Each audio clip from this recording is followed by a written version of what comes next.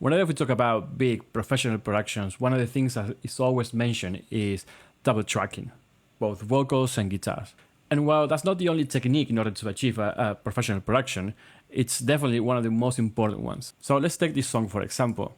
I'm gonna play a little bit for you, and then we're gonna see how it sounds with and without double tracking, and then how we can achieve that double tracking professionally. So this is the pre-chorus leading into the chorus.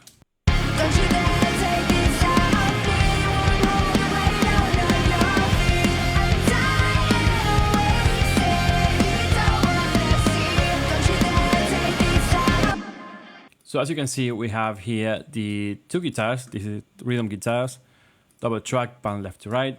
And further down, we have the vocals, which are triple track, as per usual in big production. So first, let's see how it sounds if we don't double track the guitars.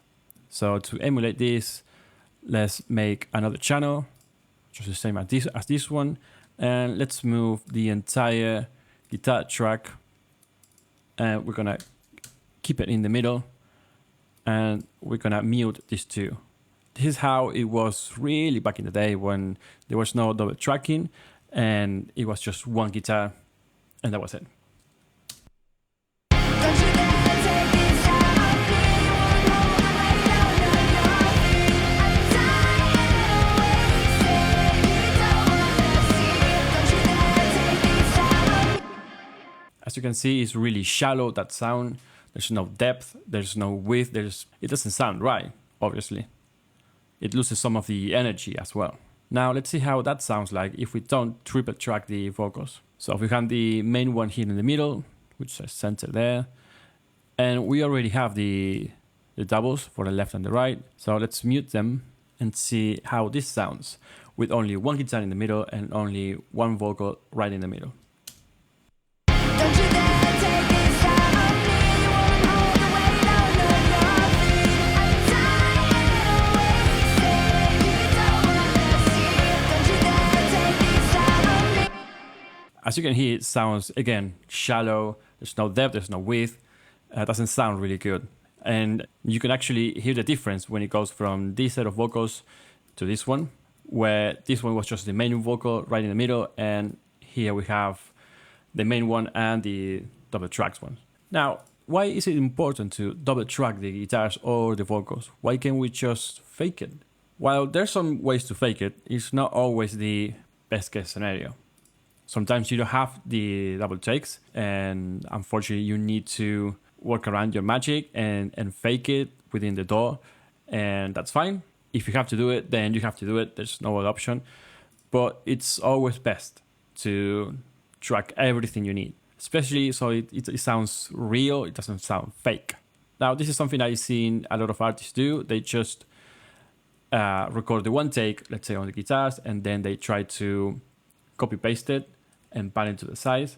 And let's see why that's not a really good idea, why it doesn't work. As I did before, we have our track here that is a copy paste of this one actually.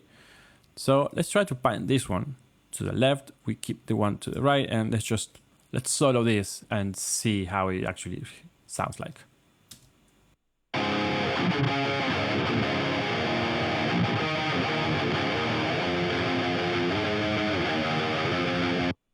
As you can see, it sounds exactly the same as if we were using just the one track in the middle.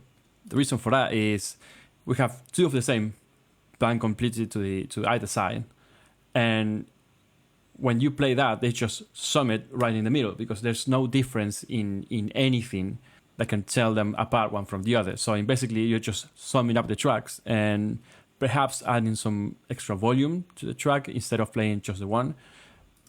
But we are missing that double track effect. And again, there's way to fake it because I had to do it a lot of times in the past, and I know a lot of people who had to do it because you don't have the material, so you have to fake it, especially with the vocals. But again, it's not really convenient because that might bring some other kind of troubles, especially phasing issues.